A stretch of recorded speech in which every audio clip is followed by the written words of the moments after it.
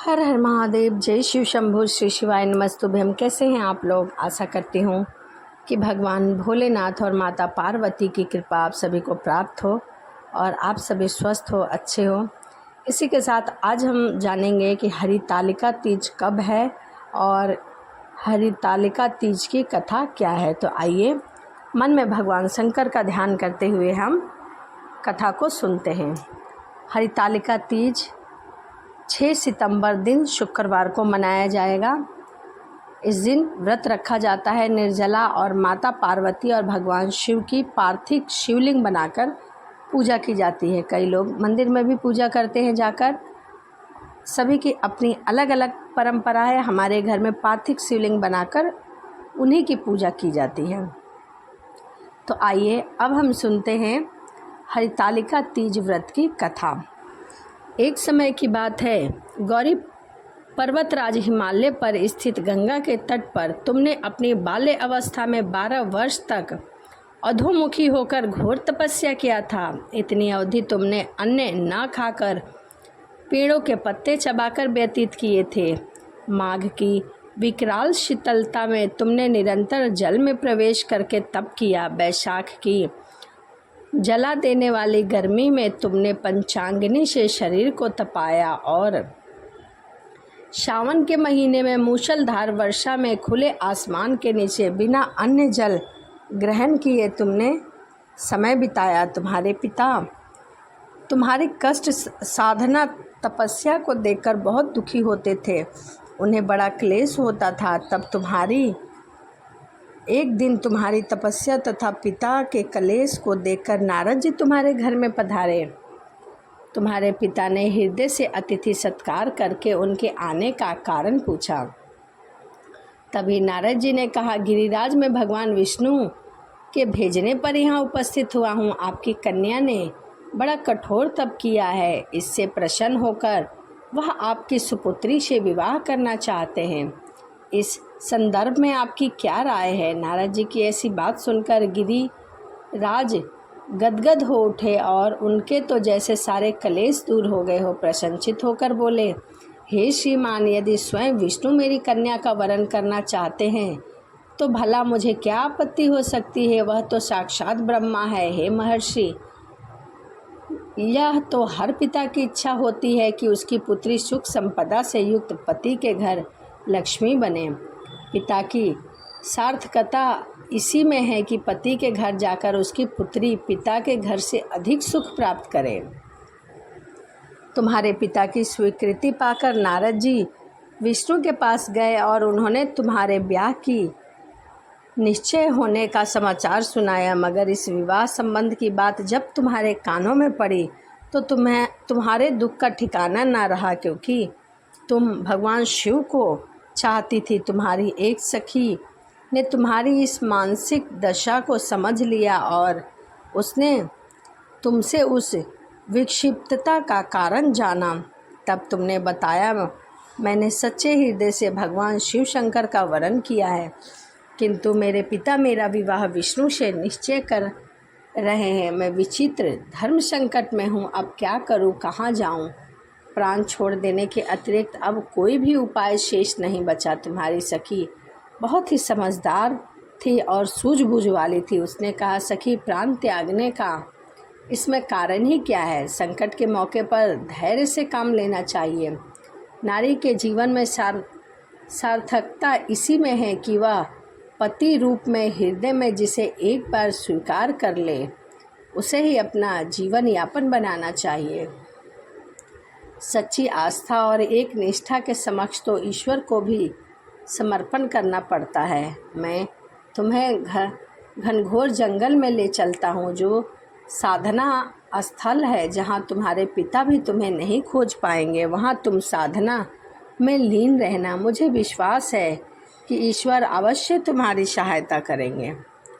तुमने ऐसा ही किया। तुम्हारे पिता तुम्हें घर पर न पाकर बहुत दुखी और चिंतित हुए।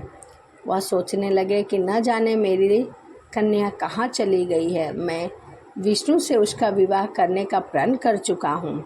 यदि भगवान विष्णु बारात लेकर आ गए और कन्या घर पर न हुई तो बहुत अपमान होगा। मैं तो कहीं मुंह दिखाने लायक भी नहीं रहूँगा। यही सब सोचकर गिरिराज ने जोर शोर से तुम्हारी खोज शुरू करवा दी। इधर तुम्हारी खोज होती रही और उधर तुम अपनी सखी के साथ नदी के तट पर एक गुफा में बैठकर आराधना में लीन थी। भाद्रपद शुक्ल पक्ष की तृतीया को हस्त नक्षत्र था। उसी दिन तुमने रेत के शिवलिंग का निर्माण करके व्रत किया। रात भर मेरी स्तुति में गीत गाकर जागी। तुम्हारी इस कष्ट साधना तपस्या के प्रभाव से मेरा आसन डोलने लगा, मेरी समाधि टूट गई। मैंने तुम्हारे समक्ष जा पहुंचा और तुम्हारी तपस्या से प्रसन्न होकर तुम्हें वर मांगने के लिए कहा। तब अपनी तपस्या के फल स्वरूप तुमने मुझे अपने समक्ष पाकर तुमने कहा, मैं हृदय से आपको पति के रूप में वरण कर चुकी हूँ। यदि आप सचमुच मेरी तपस्या से प्रसन्न हैं और यहाँ पधारे हैं तो आप भी अपनी अर्धांगिनी के रूप में मुझे स्वीकार करें। तब मैंने तथास्तु कहकर कैलाश पर्वत पर लौट आया। प्रातः होते ही तुमने पूजा की समस्त सामग्री को नदी में प्रवाहित करके अपनी सहेली सहित व्रत का पारण किया। उसी समय अपने मित्र बंधु और दरबारियों सहित गिरिराज तुम्हें खोजते खोजते वहां आ पहुँचे और तुम्हारी इस कष्ट साधना तपस्या का कारण तथा उद्देश्य पूछा। उस समय तुम्हारी दशा को देखकर गिरिराज अत्यंत दुखी हुए और पीड़ा के कारण उनकी आंखों से आंसू उमड़ गए। तुमने उनके आंसू पोंछते हुए विनम्र स्वर से कहा, पिताजी, मैंने अपने जीवन का अधिकांश समय कठोर तपस्या में बिताया है। मेरी इस तपस्या का उद्देश्य केवल एक ही था, जो कि अब पूर्ण हो गया है। मैंने महादेव को पति के रूप में पाना चाहती थी, जो कि पा चुकी हूँ। आज मैं अपनी तपस्या की कसौटी पर खड़ी उतर चुकी हूँ, क्योंकि मेरी तपस्या पूर्ण हो गई है।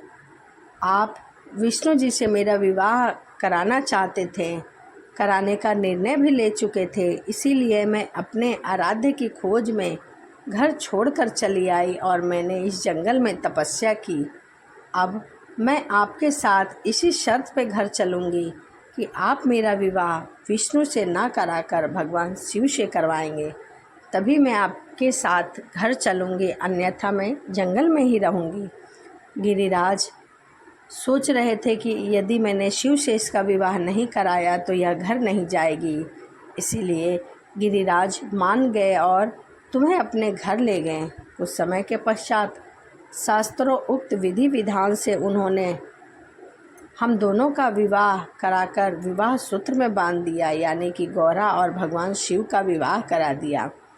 हे पार्वती, भाद्रपद की शुक्ल तृतीया को तुमने मेरी आराधना करके जो व्रत किया था, उसी के फलस्वरूप मेरा तुमसे विवाह हो सका है।